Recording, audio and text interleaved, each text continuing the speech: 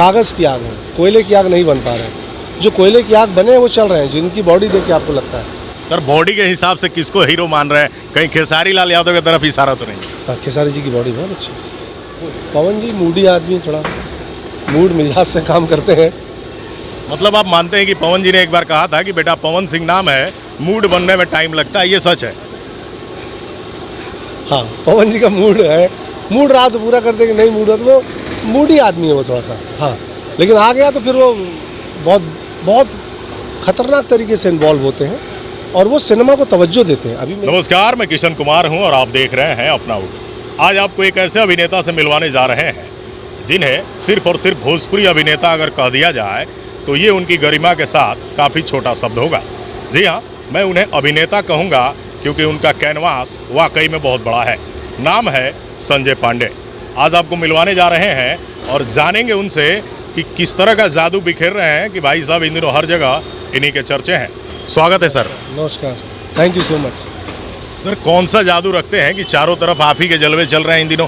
हर दूसरी तीसरी फिल्म में सिर्फ संजय पांडे। नहीं, मैं लोगों का प्यार है, उनको ऐसा लगता है कि मेरे साथ कंफर्टेबल रहते हैं और उनके किरदार में मैं फिट होता हूँ, तो इसलिए मुझे बुलाते हैं और यही काम है मेरा, यही करना ही है, इसलिए थोड़ा सी व्यस्तता ज़्यादा बढ़ी रहती है। ये राइटर डायरेक्टर इनका सम्मान है मेरे प्रति, मैं इसको ऐसे मानता हूँ। सर आप तो बड़ी फिल्में लगातार करते रहते हैं, लेकिन इन दिनों कई सारी ऐसी फिल्में भी थीं जो आप लगातार करते आ रहे हैं और उनमें अक्सर नए कलाकार देखने को मिले हैं, नए हीरो खासकर देखने को मिले हैं। बड़े हीरोज़ में जो काफ़ी चर्चित हैं और नए जो एक्टर्स हैं उनमें क्या सर अनुभव का क्या फ़र्क पड़ता है? अनुभव का ही फ़र्क पड़ता है सबसे ज़्यादा। एक्सपीरियंस की कमी तो होती है,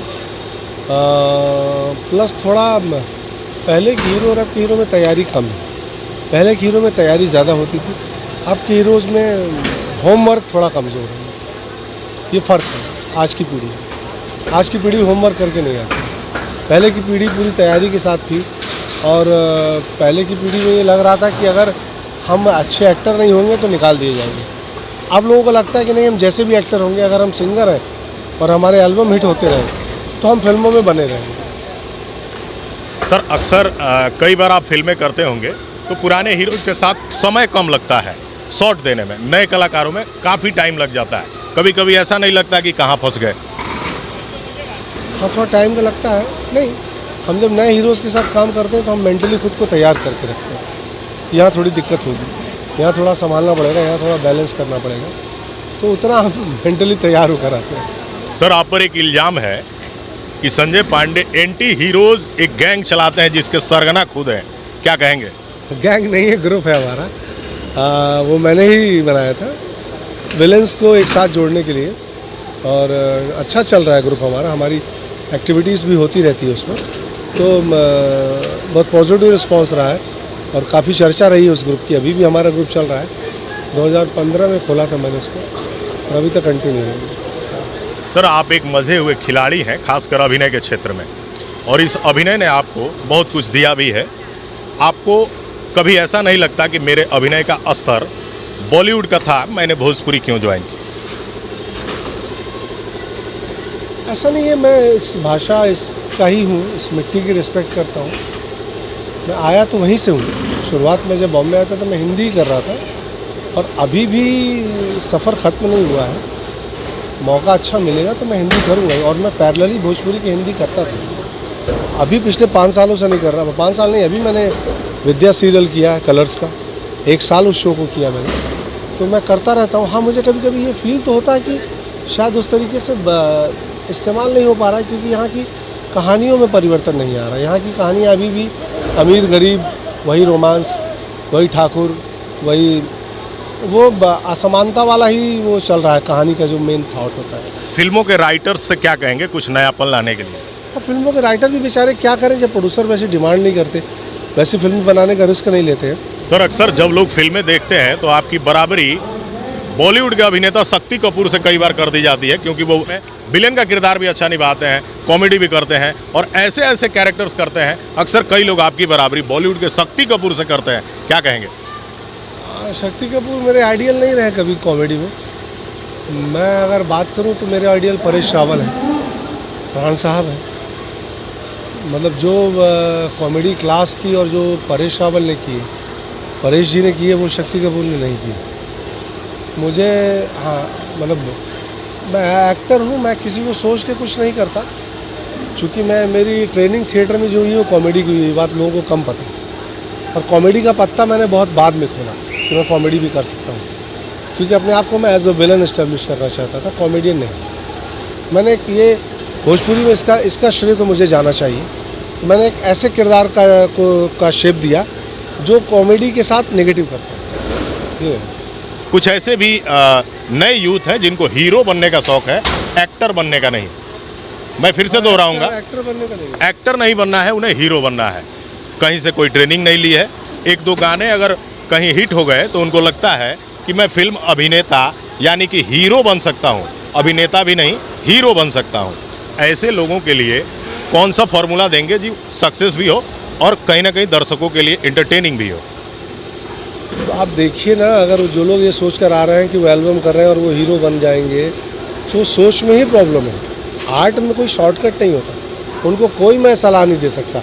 यही सलाह दे सकता हूँ जो वो मानेंगे भी नहीं, मैं जानता हूँ, कि अगर हीरो बनना है तो उसके लिए ट्रेनिंग करिए अलग से। बहुत से सिंगर आ रहे हैं, हमको पूछना पड़ता है ये कौन है, अरे बोले इनका फलाना एल्बम हिट हुआ है, क्योंकि मैं एल्बम सुनता नहीं। ये कौन है, अरे आजकल बहुत चलता है ये।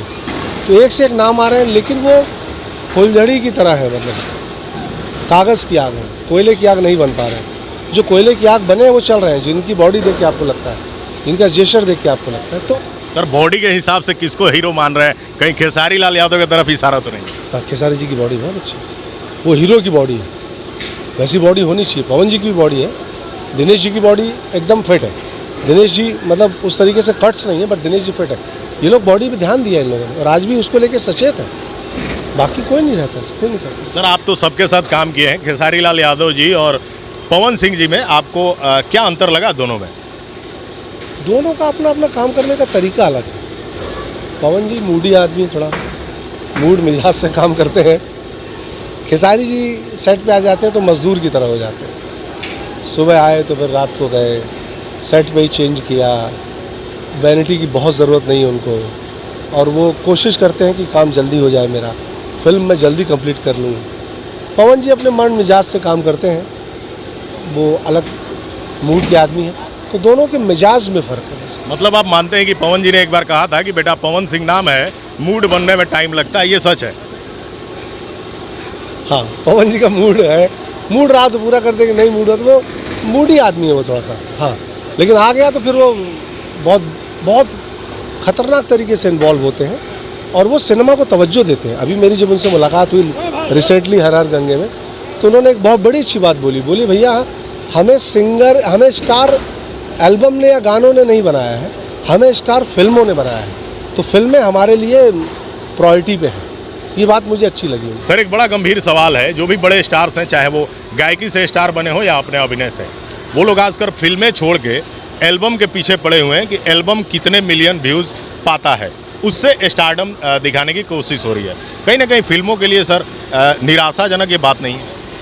हाँ, बात है निराशाजनक। अगर हमारे स्टार्स फिल्मों से ज़्यादा एल्बम को तवज्जो दे रहे हैं तो ये निराशाजनक बात है। वो व्यूज़, वो ऑडियंस थिएटर में क्यों नहीं ला रहे हैं? वो जो व्यूज़ वहाँ आ रहे हैं, वो व्यूज़ से खुश हो रहे हैं। एक तो पैसा भी ज़्यादा है, मेहनत कम है वहाँ, यहाँ मेहनत ज़्यादा है। यहाँ एक एक महीना लगता है, 15-15 दिन लगता है, वहाँ एक दिन में 3 गाने गा देते हैं, उसके व्यूज़ आते हैं, उसमें उनको रिकवरी होती है। तो ये भटकाव है और जड़ खींचती है, क्योंकि उनकी जड़ सिंगिंग है, मेरी जड़ अभिनय है। मैं अभिनय छोड़ के कुछ नहीं कर सकता। उनके पास ऑप्शन है, और ज़िंदगी में जब जब आपके पास ऑप्शन रहेगा, दूसरा रास्ता रहेगा, तो भटकाव रहेगा हमेशा। संजय पांडे अगर अभिनय नहीं कर रहे होते तो क्या करते? ये सोचा नहीं मैंने कि मैं अभिनय नहीं कर रहा था तो क्या कर रहा था, मैंने ऑप्शन रखा ही नहीं कभी। फिर भी बाय द वे, अभिनय नहीं कर रहा होता तो मैं कहीं टीचर होता। मतलब बचपन से कहीं ऐसा माहौल तो नहीं मिला कि गार्जियन ने कहा हो कि टीचर बन जाओ? नहीं, ऐसा माहौल नहीं मिला। पिताजी चाहते थे मैं संस्कृत का विद्वान बनूं, पुजारी नहीं, पंडित नहीं, विद्वान, संस्कृत का ज्ञाता बनूं, कॉलेज में प्रोफेसर बनूं या वैसा पिताजी का मन था। तो मैंने उनके लिए एमए किया संस्कृत से। तो मैंने कहा ठीक है, तय कर लेते हैं, मैं आपके लिए पढ़ाई करता हूँ, आप मेरे लिए मेरा करियर बनने दीजिए। भोजपुरी में कोई ऐसी फिल्म जो आपके दिल के बड़ा करीब हो? बहुत सारी फिल्में हैं, मेरी अपनी तो इतनी फिल्में हैं, किसी एक फिल्म को मैं पॉइंट आउट नहीं कर सकता। वो फिल्में जिनसे मेरी पहचान बनी, खासकर राजा बाबू, निर्भया हिंदुस्तानी की पूरी सीरीज़, सात सहेलियाँ, जिससे मेरे करियर को बहुत बड़ा पिक मिला, और दिलदार संवरिया मेरी फेवरेट फिल्म है, तो और अभी आने वाली है गबरू। तो इस तरीके से बहुत सारी फिल्में, अभी जो मैं आ रही है फिल्म मेरी एक पंख और कटान, 2 फिल्में जिसमें मैं लीड में हूँ, लॉकडाउन फिरोज़ खान की फिल्म। तो ये बहुत सारी ऐसी फिल्में हैं जिसमें मैं अलग हूँ और जिन्होंने मेरे करियर में बहुत बड़ा सपोर्ट किया। सर, भोजपुरी में अक्सर इन दिनों देखा जा रहा है कि दर्शकों का लगाव फिल्मों के प्रति गिरता जा रहा है और फिल्में टीवी पर सीमित होती जा रही हैं। भोजपुरी के लिए सर ये क्या अच्छे दिन हैं? नहीं, भोजपुरी के लिए कभी अच्छे दिन, बिल्कुल अच्छे दिन नहीं है। पिक्चर हॉल में ही देखी जाती है, पिक्चर हॉल में ही देखने के लिए है। अगर वो टीवी और मोबाइल पे देखी जा रही है तो ये हमारे लिए दुखद है।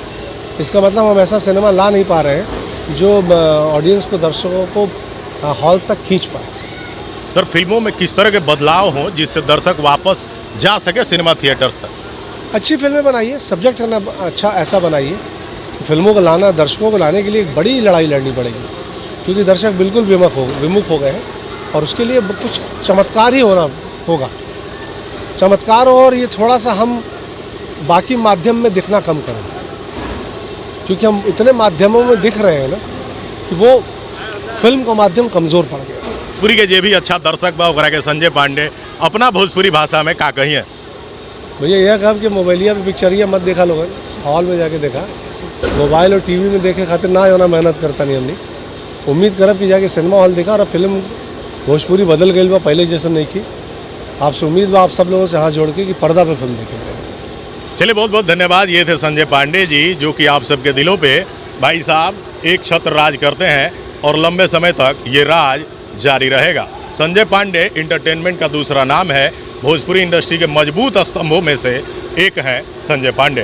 प्यार देते रहिए, संजय पांडे जी ऐसे ही आप लोगों का मनोरंजन करते रहेंगे।